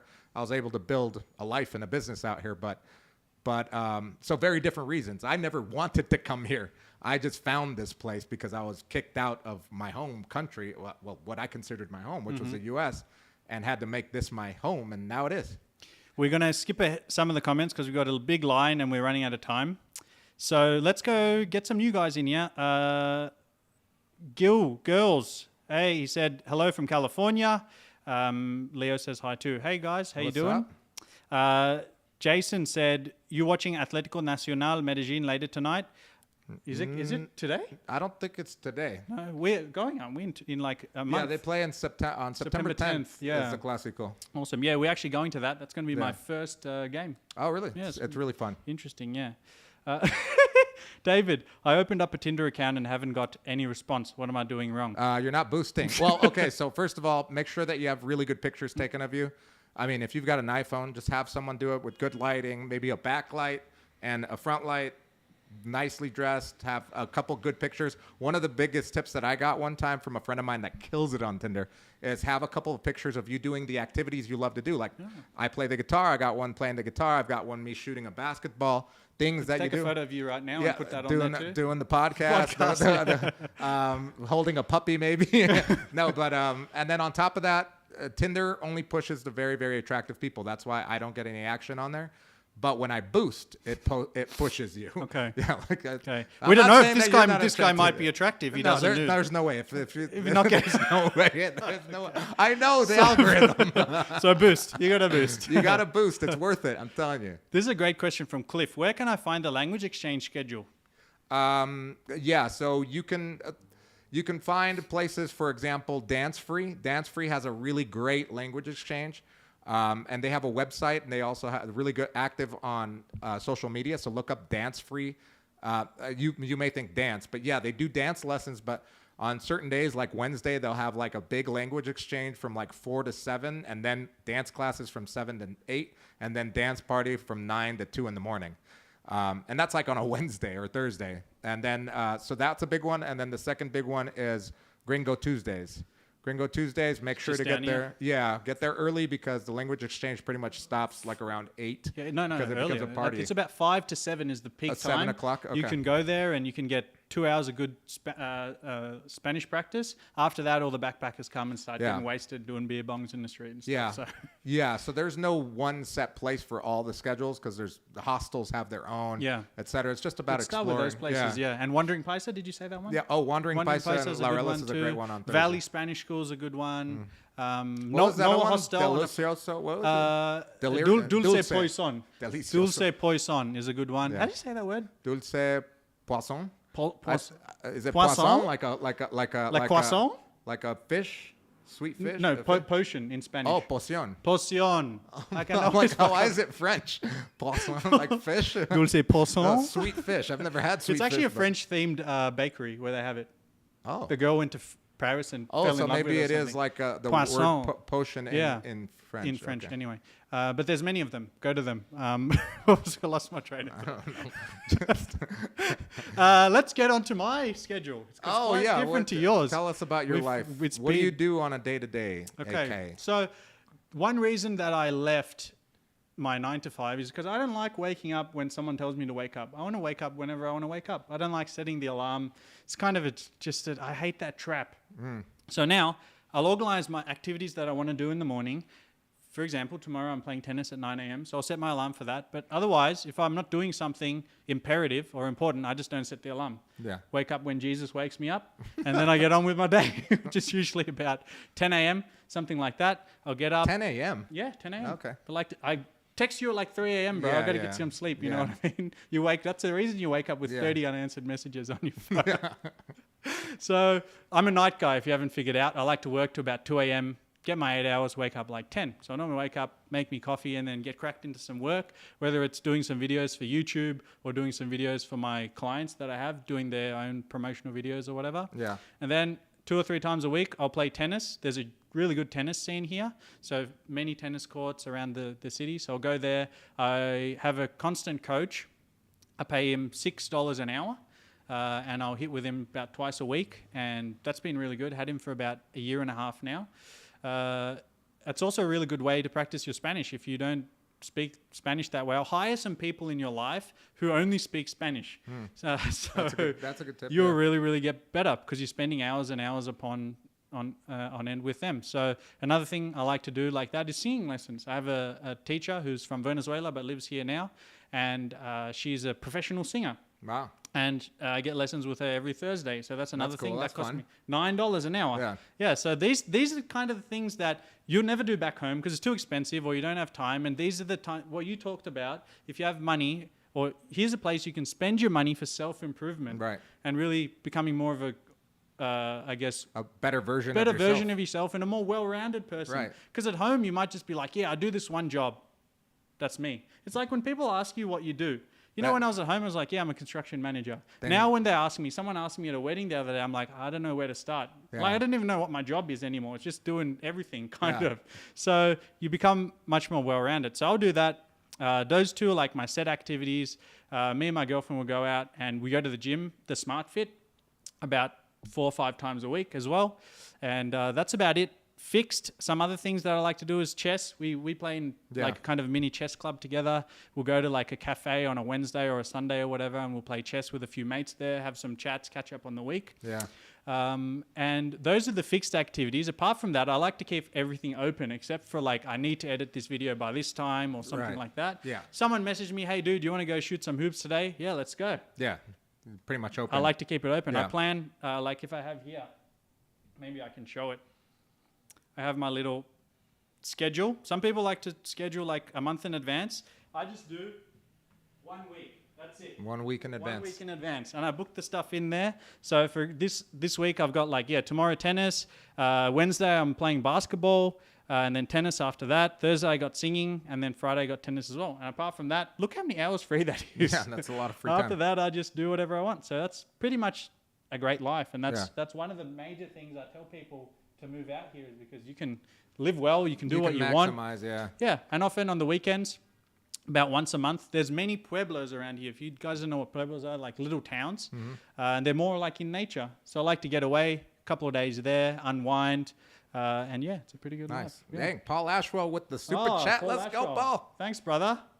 Here we go. I will super chat another 10 if Andrew plays guitar and AK sings. We will do it, but we need a. You need to bring me back my guitar. Oh, I yeah, let him shit. borrow Yeah, guitar yeah. like 2 months ago. I need to get mine fixed. I went to the guitar shop. Bro, you know how much that guitar cost me? Like $10. $25. Okay, I'll just get one. Just go get one. Paul, thank you so much, man. Appreciate it. And we'll do it. One of these days we'll do it. Next Andrew live. sings as well. I'd like to sing. Andrew sings as well. Yeah. He sounds we like could do a duet. he sounds like Johnny Bob Dylan, Johnny Cash. A Yeah, very deep, Johnny- raspy voice, like you Yeah. smoked many cigarettes. Yeah, I hate smoking, but And my girlfriend said I sound like a I only girl. So we smoke have very opposite. We have a very opposite vocal you have a ranges. very what? She says I sound like a girl. You sound like a girl? I have a high vocal range, Okay. and you have a low vocal range. Oh, okay, so we could do a We can do a good duet, duet. yeah. All right. John Fan, my man. You know John Fan? I know John Fan. John Fan, the reason that I know John Fan is because he met my uncle at a Venezuelan restaurant in Southern California. Oh. And my uncle told him about me when he was coming to Medellin and the Colombian podcast. And then he reached out and we became friends. Okay. That's an amazing story. Well, John Fan's been a fan. He's the fan. He's been a fan for a long time. No pun intended. He's been back from the days when no one was watching my videos. And now a few people are watching my Only one videos. fan. You only had one He's the only fan. The only fan. Hey, man, how you doing? He said, Andrew, did you retire from hoops? Did I retire from hoops? I just shoot. I don't play competitive anymore. I just don't have time. It's like every freaking weekend that we have games. So let's take a few more questions and let's get into the last section of how Medellin's changed. Okay, because Yeah. already 9 minutes over Right, time, right. but we have some good. We have a lot of stuff content going for on video here. and stuff. And Yeah, great questions. Great by the way, questions, Keep guys. them coming. If we don't answer them today, we're going to be doing another live soon, so we'll be answering them there. Absolutely. So Cliff said, "Is it worth looking for a tour guide if this is my first time visiting?" Absolutely. Yeah. Anywhere I go, even when I go to a new town in Colombia or a new city, I do the walking tour. There's free walking tours. Like, for example, the first time I went to Cali, I did the free walking tour there. Bogota has an amazing bike tour done by a gringo that's like gringo Colombian guy. Okay. Amazing. Super fun, and you get to know about history. You get to go to museums. I would highly recommend doing a walking tour or any type of the tour bus, the turibus. Yeah. Really awesome tours. And the great thing is that 6 years ago there were no like bilingual tour guides. Yeah. Gringos just sitting there like with deer in the headlights, listening to some guy talking in Spanish about. He's got the Medellin. Google Translate live over there. But now there's the bilingual Yeah. English speaking tour guides. There's two tours that we really, really recommend, which you should look into. One is the Medellin Centro tour. Do it with a guy called Herman, or German, spelled in English. And he gives you basically a rundown of the past 100 years of Medellin and the transformation that the city has taken from being one of the most dangerous and scary places to now one of the most innovative and full of tourism. Well, So from being 100 years, if you talk about from being one of the best cities and a sovereign nation Yeah. within Colombia and being ran by an iron fist, to becoming what it became in Exactly. the 80s and 90s, and then back to now a modern Yep. city. I forgot about that. Obviously, I was not paying attention. You gotta take it again. The second one is with a mate of mine called Esteban. He works for Zippy Tours, okay? It's free. You just have to pay a tip at the end. It goes for 3 hours. This guy lives, born and raised in Comuna 13, and he that's a knows great one. everything about this place, and his passion is incredible. That's Think great. about the passion that we have for videos. Nothing like that. He's very passionate. He's more passionate. I 10 want to times take more. that. 10 You know times that I've more. never done a Comuna 13 tour. Do, I've let's been go. here Do it with 15 years. Esteban. I'll do it. I'll vlog it. We might even do like a little event. Oh, If maybe someone we wants do. to join us, Yeah, if you we'll- guys want to join, hit us up at the MedellinMasterclass.com. we'll announce it and we'll take Yeah. a few. Maybe we don't have too much of a big group, maybe 5-6 Yeah. people, and we'll do a day of it. Yeah, we that'd can be do fun. like the tour, we can do it lunch, and Yeah. maybe whatever. But yeah, hit us up on that. MedellinMasterclass.com. Here's a great question actually, and it's really changed the answer over the last 6 months. Das has said, as a single, can I live on $1,000 USD per month, including rent also? If you're sharing a room, possibly. No, you can do it. Yeah. You can get your own Well, apartment. yeah, you could do it. You're not going to be living in the most All right, best let's place. make it clear. Yeah, you got to live in maybe Stratos 3 or 4. Yeah, maybe like living in Belén. If you go on Google Maps, you can check out Belén. Or if you go to Hood Maps, if you Google Hood Maps Yeah. and go to Medellin on Hood Maps, it actually outlines all the neighborhoods for you really nicely, better than Google Maps. But if you check out places like Belén, even Robledo, even, for example, parts like in the south, like Sabaneta, Yeah. Itagüí, Envigado, Yeah. you can find it. If you want to live in some of the more affluent neighborhoods like Laureles, some places in Laureles Game and over. Poblado, You got to share a room. you got to share a room. Yeah. There's like people that have like 3 rooms, in an apartment. Yeah. I mean, I was a roommate until I was like 34 years old. It's one big con and one big pro, and it's not going to apply to everyone, but one huge pro of sharing a room, especially if you share it with sharing a house, you get your own room, obviously. If you have one housemate, that's not too bad to manage. And if you get a Colombian, it's awesome because you just speak Spanish with them all day, and that's free Spanish practice. Yeah. And that's amazing. The negative is if you're looking for bringing girls home and dating and stuff, usually they're not going to allow you to bring visitors home. No, So- my roommates better have, or else I'll beat their ass. So that's a good thing. But I just did my Excel spreadsheet of my living expenses. And granted, I only pay $200 for rent because I live in my girlfriend's parents' house and pay them for rent. But it's Wow, that's a great deal. yeah, great deal. $200. But they live in the house with you? No. Oh. They own the apartment and we live in their so house. y- They live in wow, Poblado over here. That's even better. Yeah, so that is rent. She got any sisters? Right. Has she got a brother? You ain't interested? No, He's in okay, town I'm good. right now. I'm good. You want some cheap rent or what? But let's just count that as that's 200. But even with that, I paid $820 a month. So my living expenses outside of rent was $620. And that's all these classes and like all the Ubers every day. Granted, I only go out to eat maybe once a week maximum. Everything else I cook at home. Okay. So it can be done. Yeah. You just got to Yeah. do a bit of creative planning, creative accounting, searching. Yeah. But 1,500 would be definitely a bit more doable. Yeah. Yeah. Let's see. How much do you have to invest in real estate to start your residency? It's not really like start your residency, but to get the real estate investment visa, I believe it's anywhere between $80,000 to $100,000 US, depending on the exchange rate at the time. It's 350 times minimum wage. Yeah. So look up minimum monthly wage of Colombia and times it by 350, and that's your answer. Right. But between 80 and 100K. Yeah. All right. What other questions here? Is there a Spanish school teaching people how to speak Spanish? Is there a Spanish school? That maybe what you're asking is what would we recommend? Check out Spicy Spanish with Carla. Great school. If you're looking for the student visa, I know Ella Fun in here in Manila. Total offers Spanish it. is really good. Total Spanish as Yeah. well. So check those There's out. many of them around. Yeah. Yeah. George, George, I didn't recognize you because you changed your name. George Gill has been George Gill, I know you. You know him? Yeah. He's been a supporter since literally day one. My first live, there was about 3 people. George my Gill mum, was one of and them. my girlfriend watching. And yeah, he was a cool from the day one. He always used to watch my... George always used to watch my George videos. Gill, how are your kids? On the Metro too. I think he's from... yeah. Yeah, well, you always had to tone it down for George Gill's kids because he'd be listening to us on the Columbia podcast Oh, yeah, in his car. He's asking about Columbia Pass. Yeah. He's a OG.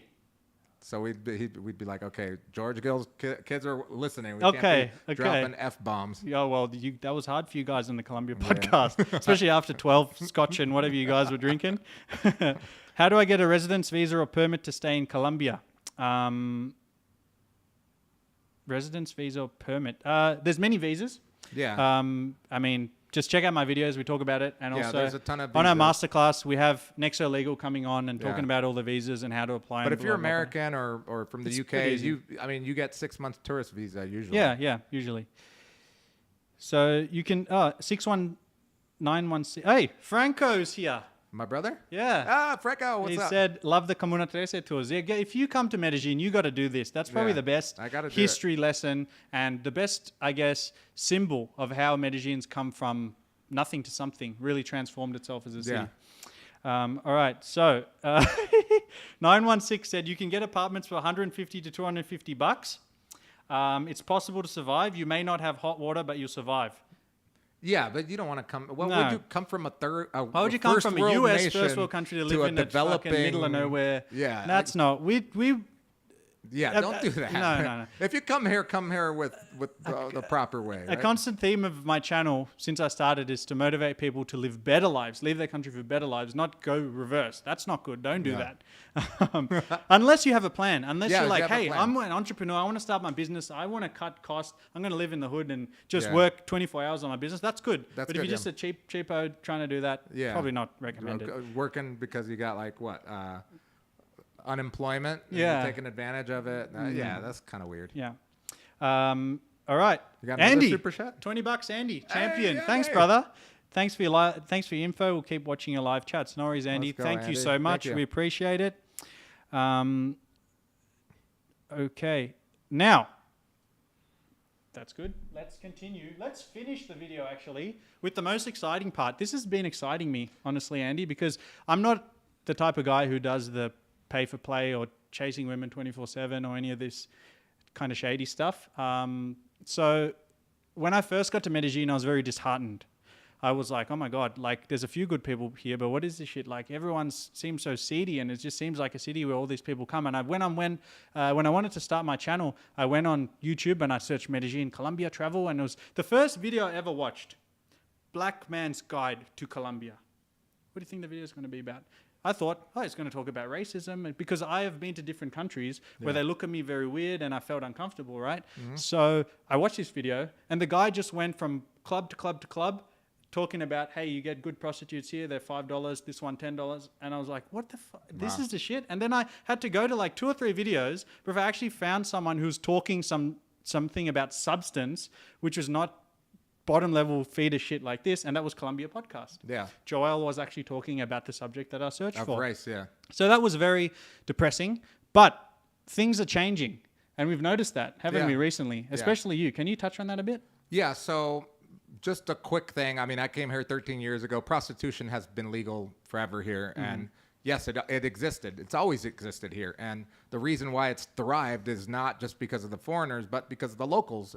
They indulge in it, and when you see the tranny prostitutes out in El Centro, it's not foreigners hiring them, it's the locals. So the locals have a lot to do with this, and it's a local culture. If they really wanted that to go away, they'd make it illegal, but they haven't. They've actually decriminalized it. So that being said, 10, 13 years ago, the prostitution areas were brothels, strip clubs, and like downtown Medellin and you'd see them walking by Premium Plaza too. That you'd see them at night. It would be hard to miss. It's kind of hard to miss now when you walk up Calle Diaz. Now the prostitutes have moved to the more affluent areas because they can charge in dollars or prices or gringo prices, because $100 to a gringo is nothing, but to them here it's 400,000 pesos for 45 minutes of work. that, minimum wage is 250,000 pesos. That's $250 the whole month. So if someone can make $100 in 45 minutes, you best bet that this place is going to get full. So that being said, that was a major part of tourism for many years, right? What was the prostitution? Yeah. Sex tourism. Well, sex tourism, but that was very underground before. Like it became prominent when it moved to Parquilleras, right after, before, during, and after the pandemic. So this is just like three years ago that this started. Before it was like what you call the sex mongers, and it was a very underground thing. And there were like little groups of old guys that you would see meet, and they'd be going downtown. It was really weird. Really weird vibe. Okay. But anyway, but nowadays it's like very prominent. Like you see guys walking up and down Calle 10. They don't even make an attempt to dress nicely. They're in their flip flops. They got their slides and shorts with socks singlet on. Yeah, exactly. So they don't even make and they're just going from hoe to hoe, asking, how much, trying to make a deal. So Parquilleras got super saturated with that. At one point, I walked by there, and I swear to God, there was at least 150 girls just out in the park everywhere. It was like, I was like, holy crap, something has to happen. Let's just explain quickly. So the way it works here, there's Calle 10, which is one of the main street in Poblado, the most affluent area of Medellin, right? So there's two sections for party. One's called Provenza, which is all the like upscale kind of nightlife, and where tourists come here and party. It's cool. There's bars and restaurants there. It's a nice place. One street down is Parquilleras. Parquilleras is where all the dodgy stuff happens. Yeah, that's where it used to happen. Yeah. It happened for about 3 years. 2 to 3 years was just saturated, because before Parquilleras was the hot spot. It was so amazing to go there. It was super fun and super safe. It was Provenza before Provenza. Yeah. And it was a bigger space and a concentrated space. So it was really fun. But since they started to bring that into Parquilleras, it became saturated with a lot of, sex tourism and prostitutes. Yeah, and that affected the locals as well, because, do you know how? I don't know. So before Provenza, higher prices for prostitutes? Provenza, I'm sure that too. But also Provenza, think about this, being a local, right? Provenza, Parquilleras used to be like Provenza is now. It used to be the hotspot of restaurants and bars. You'd go out there with your mates, have a few beers, enjoy. Even families would go there for a restaurant. They loved it. But then increasingly, as the sex tourists started centering in that area, then the families couldn't go there anymore. The locals, my girlfriend used to go there for many years with her friends. She's like, now none of us go there because it's so dodgy and just horrible to look at that. We don't want to be around that. So a lot of locals have told me, even a lot of Uber, if you haven't got this ready, I talked to every Uber driver. They've told me also, like, that place has ruined it for all our locals because we don't go there anymore. It's just a black mark on the city. But go on with that. Yeah, so that was the case. And then at the beginning of this year, the mayor decided to take a drastic measure.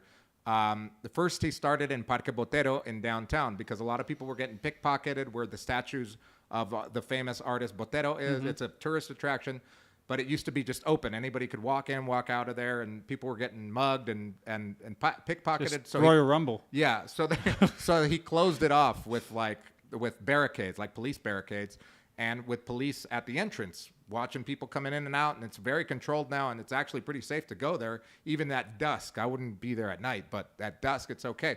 So that's what he did here in Parquilleras. He closed it all off. He barricaded it. So if you go into Parquilleras, it's actually nice now. Yeah. I was there for my friend's birthday last weekend, and I went through it. Or this was a Friday night.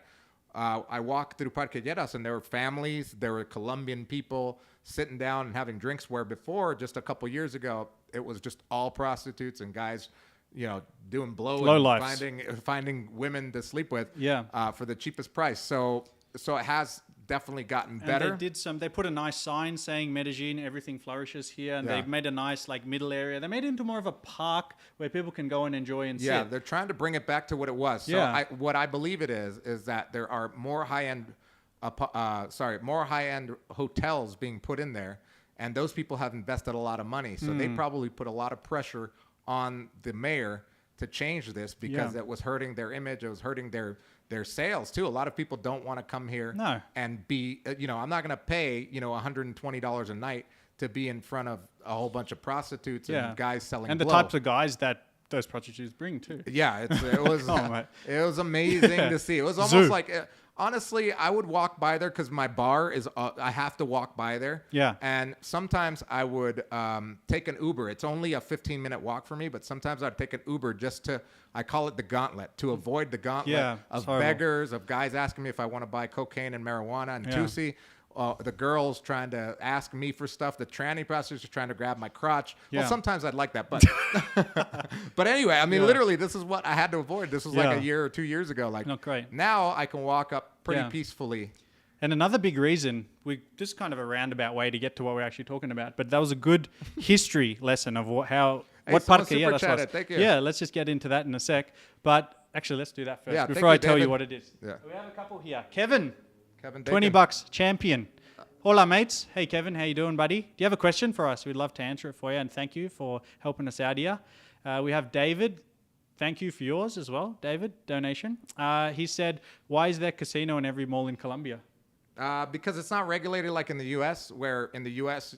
everything is, I guess it's illegal to have casinos everywhere. Here it's not. So if they can make money putting a casino somewhere, someone will. Yeah. It's not like in the United States where, you go to Las Vegas to go gamble or Reno or whatever.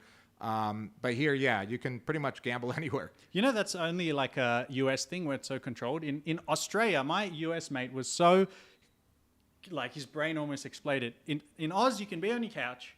You can order 20 beers to come to your door, smash those 20 beers, go on your phone, gamble $2,000. Really? Lose everything. Yeah, so it's breaking your brain, isn't it, being from the US? In the US, you think you have freedom, but really you just have the freedom to choose what they give you to choose. Absolutely. Maddie Boy, thank you, my man. Another donation. Thanks, you, Matt. my friend. Ask us a question. Happy to answer it. But let's Thumbs get up. back to closing out this subject of how Medellin's changing. Right. So lately I've seen a lot of different demographic of people coming here. I've seen so many single foreign females coming here. I've seen so many couples coming here. They even comment on some of the videos saying, hey, I'm coming with my girlfriend. Where's some awesome places to visit? Mm-hmm. We get a lot of families coming here with their kids, little kids. And they're like, hey, where can I take my sick son? He's like 10. He wants to play tennis while he's here. And I kind of find that really, really cool. Yeah, I love it because it's like people coming for more wholesome things. And they're finally realizing that Colombia and Medellin has a lot more to offer in terms of culture and activities and cost of living and quality of life than just what has been shown on social media and the perception of the city and the country for so many years. Don't you think that's awesome? I think it's awesome. And in 2019 or 2018-19, I had a meeting with Brad. And Brad is the owner of Casa Col. If you don't know, it's a big real estate firm here. They own a lot of hotels and apartment buildings here. And we interviewed him for the Colombia podcast. But before that, we had met with him because we wanted to invest in one of his new projects, which was the Landmark Hotel over here, which was coming under construction. 2018 hadn't even started. So we met with him, and he told me, I mean, this man makes a lot of money and knows a lot about real estate. And he said, watch, in 2020, 2021, you're going to start seeing families here. 2018, we already started seeing some single women coming here. And he said, watch, 2020, 21, that Landmark Hotel is going to be full, but it's not going to be full of the regular guys that come here for the bachelor parties. It's going to be families, entrepreneurs, couples for their honeymoons. The city will change. And it's been amazing to actually see and that come to fruition. It was his prediction has come true. And I've always thought about that. I never talked to him about it afterwards, but whenever I see him again, I'm going to be like, remember when you said that Medellin is going to change into this thing that it is now? And it's even headed more into that direction where people are coming down here to buy their home for the summer, coming with their families. That's the direction that it's going to. Hopefully, if the city continues to change as he had predicted back in 2018. Yeah, it's one demographic that's awesome, by the way, but there's one demographic that I actually forgot about. It's entrepreneurs. We have so many people coming here, and because they can, those first 3 years when you start a business, is it 3 years that you kind of make a loss? Right. They can lower their living expenses. They can lower the loss. Yeah, lower their loss. We actually have a guy from our masterclass, Sergio. Yeah, Sergio. He's like, what, 28, 29? Yeah, he he's must be a starting young his guy. business. He's starting his business and he wants to move to Medellin because he's seen our videos and he loves it. He wants to come and he's like, guys, I just want to grind. I just want to work on my Yeah. business flat out. Yeah, we And asked him, like, what do you do? What do you like to do for fun? and he's like, do you like to go take chicks out and yeah, party? You want to go on dates? You It's want to like, party? He's like, nah, no, man, man, I want to business. work. I wanna I'm like, work. Okay, It's I like, respect yeah, that. I good did stuff. that too. That's awesome. Yeah, so he wants to Yeah. come here. A lot of people like him want to come here, and that's how honestly I started my business and YouTube and my video business. Yeah. If I could never have done this in Australia, paying like so much in living You'd have expenses. to have a But job. here I just like, all right, here's my rent, here's my food. It's not that much. I'm just gonna learn everything I can about this craft and be awesome at Right. it. And that's what a lot of people are coming here for. And also there's so many good connections. Like the people that we have seen entering our masterclass are all like kind of high level entrepreneurs who want to come here and meet other people and build their business. And that's a Yeah. beautiful thing. Yeah, and hopefully the laws will change to become more favorable, where you will be able to actually run your business out of Colombia, because there's so much talent. You can hire people here and pay them like as independent contractors to a certain degree, but once they work for you more than a year or so, the contract has to change as a salaried employee, and then people run away from that because the cost is so much, and the paperwork, the bureaucracy. That's what pushed me away from it. I had an office here pre-COVID with 8 employees, and ever since, even before COVID even started, I had shut down the office because I was like, this is too much. We're paying way too much for this to run, even though we're in Colombia where it should be a little cheaper. It was just getting way too expensive. But that's because the government taxes, the way things are run here, the bureaucracy involved, it's too complex. That's why you don't see a lot of people running here to start their business. Yeah. They come here to maybe do their business from here in the US or in another country. Another awesome thing about scaling your business here is something you have been researching lately, and you've Yeah. actually done a few interviews. Yeah. It's the cost of hiring help here, educated help, PAs and assistants, is very cheap here. So you can yeah. actually free up your time to do more fun stuff, Yeah. or work even more on more high level stuff, and get some PAs, support the locals here, and get them to do some like data collection or whatever marketing for you. You've Yeah, done they that could too. do more advanced things. For Yeah. example, I have a VA in the Philippines. Yeah. But she can only do so much compared to the people that I have here. Because the people that I have here, I pay them more than I pay the person in the Philippines, because it's just cheaper there. But there are a couple things that are to the advantage here. One is that they're more familiar with the Western culture, with like the U.S. culture, because maybe they've already had a job where they work for someone in the U.S. or someone or a company that was in the U.S. Second, the time zone. Right now we're on Central Time, whereas in the Philippines right now they're already, it's like 14-hour difference. Yeah, I have a VA from Philippines. It's Yeah. super annoying trying to catch her. So at it's the right hard to times too. coordinate stuff, so you have to really plan. It's not that you can't do it, but it's a lot easier here, even though you're paying a little bit more than a VA in India or the Philippines. Yeah. But the communication's better, the work is better, I think, in my opinion. So yeah, that's the advantage. But then again, you want to consult with professionals when you're hiring people, because there is a process to, for Paperwork contract, and paperwork, how to etc. find the good people, Yeah. and there's a lot of stuff like. But the takeaway from this is I've actually got a lot of comments of people saying, "Oh, like you love Medellin so much, but I'm kind of worried about moving out there because I see all these negative things about the sexual tourism and the dangers and whatever." Yeah. But it's changing, and that's one thing that I've been really happy with seeing, especially during my YouTube journey, is like seeing all the subscribers like you guys coming in and people actually asking about stuff like business and things to do and how to meet locals and how to make friends and things Right. like that. It's really good to kind of build this wholesome community, and kind of, it's only a little bit, but it's hopefully changing, people's minds and changing the type of people that are coming here, even if it's just a little drop in the ocean. Yeah, and I think, don't take our word for it. I think the city itself does a really good job of selling itself. And the country as a whole does a really good job.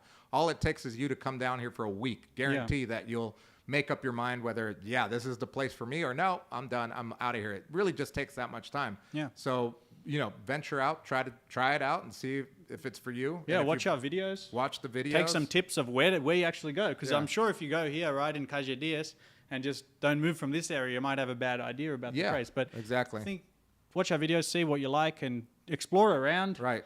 Hang out with some locals, and you're gonna love it. So Yeah. it's really cool. Well, you got a couple more Yeah, we got super chats. Paul. There. He wants Paul us. Asherle Paul, again. thanks, buddy. Thank He you, wants us Paul.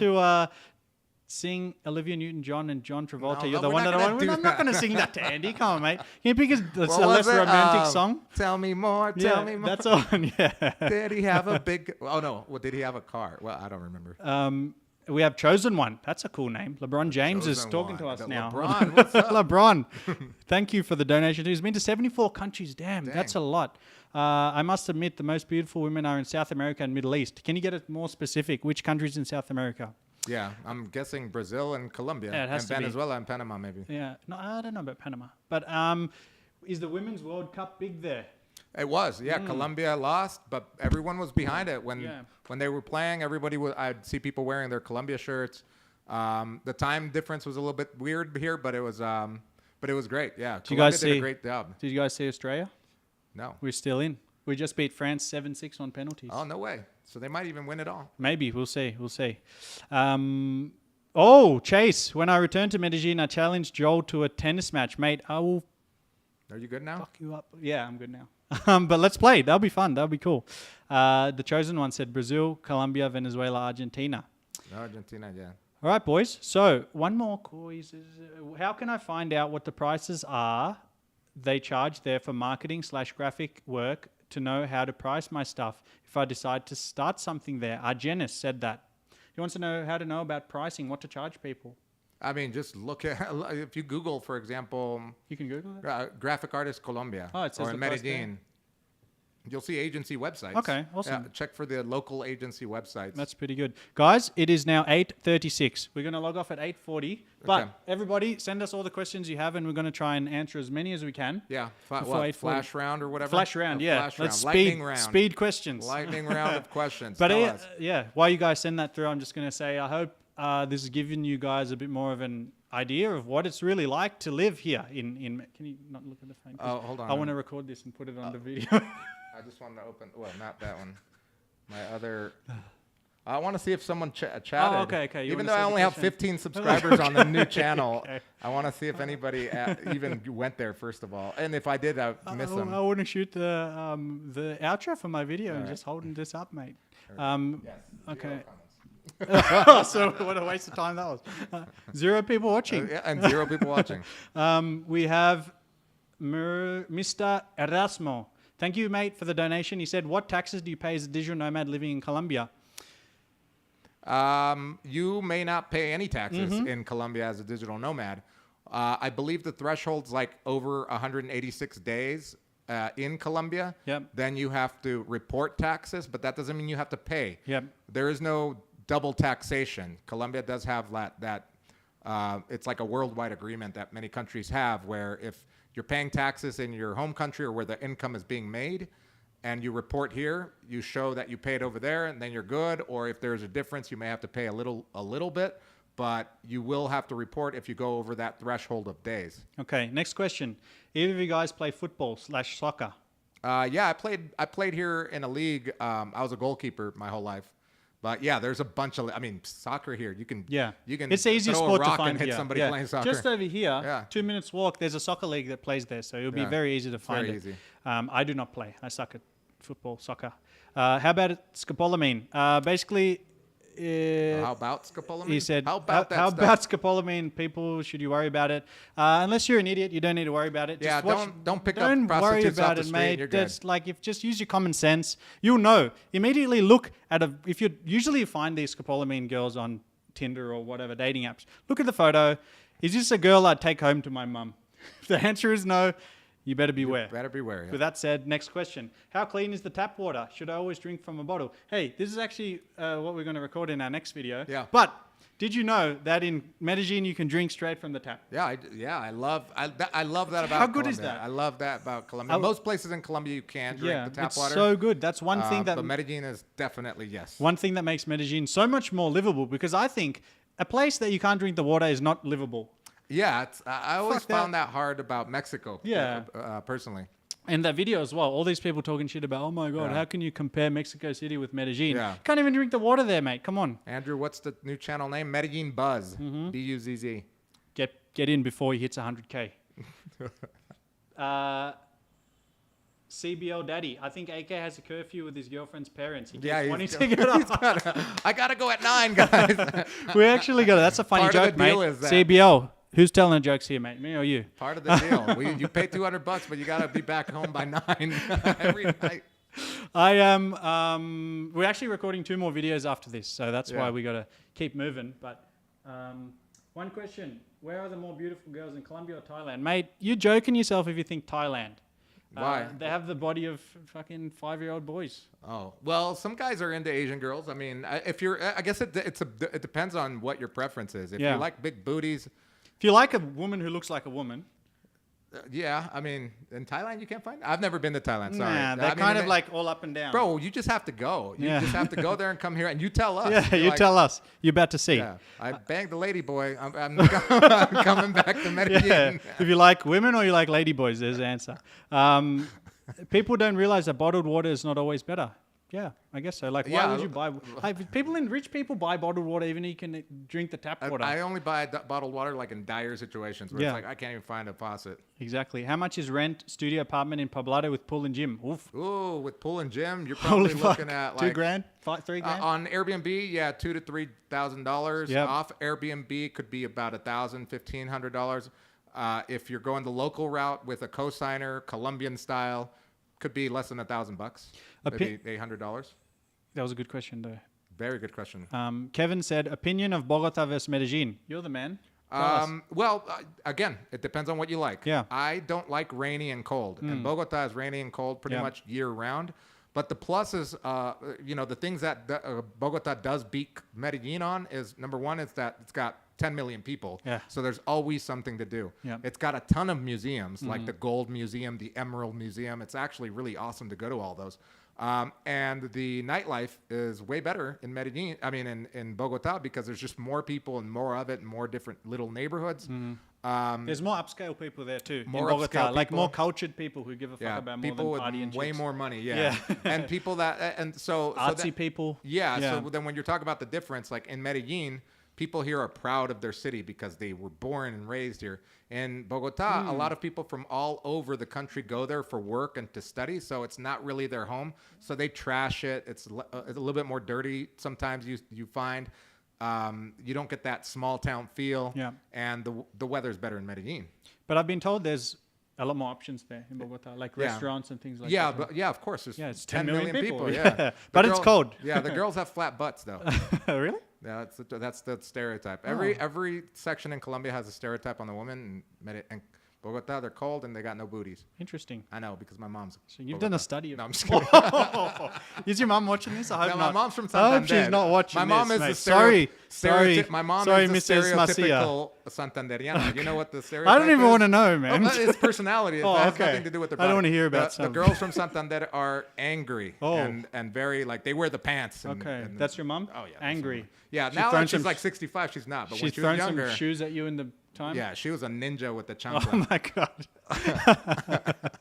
god. If you're ethnic, you know. Another question we have here. I want to take my dog.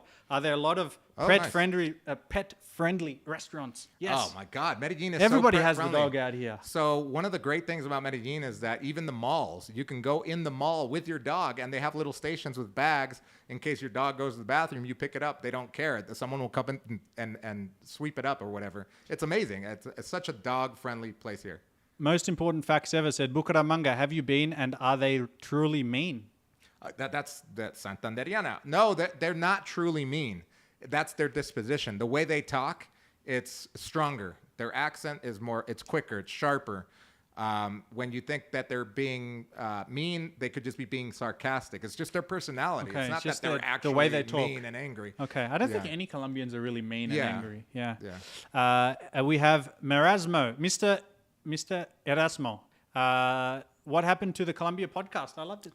Yeah, the Columbia podcast kind of went on hiatus. Is it hiatus or indefinitely. cancelled by HBO? It's hiatus by Cancellation. indefinitely. No, because Joel has been traveling a lot. He's been all over Europe. Right now, he's in Canada visiting his mom. So, and on top of that, it became a big production where we were recording in front of a live audience. So, in order to get the guests, we were interviewing like 4 or 5 guests at a time, coordinating schedules, getting all of our equipment there, and getting the crowd there, finding the venue. It became a big production, and it was just a hobby. We just wanted to drink. If anyone watched that episode, they can see. First 5 minutes is, oh, wow, these guys are talking about intelligent stuff. And then they just get wasted and talk about hella random shit. So, guys, we got to end this video in a sec because we're now 45 minutes over scheduled time. But all I can say is everybody come to Medellin. If you haven't been here, check it out. Awesome place. City is changing. There's a lot more better people coming here. That's the only way I can put it. Better and people. Many activities and more wholesome vibe coming in the city. Government's caught on to it. Expats have caught on to it. Tourists have caught on to it. And it's really going to reach new levels in the next few years. I really think so. If you need some more help on moving to Medellin, check out our website, medellinmasterclass.com. Link is in the description. For those of you who don't want to pay the $1,000 for the course, it's expensive for some people, sure. Yeah. I mean, it's the best course in the market, and our guys, we have some great testimonials. It's going to teach you everything we've learned over 15 years and settle you down here and give you a great community of people to hang out with. We do weekly, monthly awesome activities. Yeah. Super fun. But if you don't want to pay, that's cool, because if you sign up there, you'll enter our email funnel and you get 6 emails, each giving you great, invaluable information of one different topic. So it's like a mini masterclass. Mini masterclass, yeah, via email. So the first And one it's free. gives you a Medellin checklist of everything you need to plan before you get here.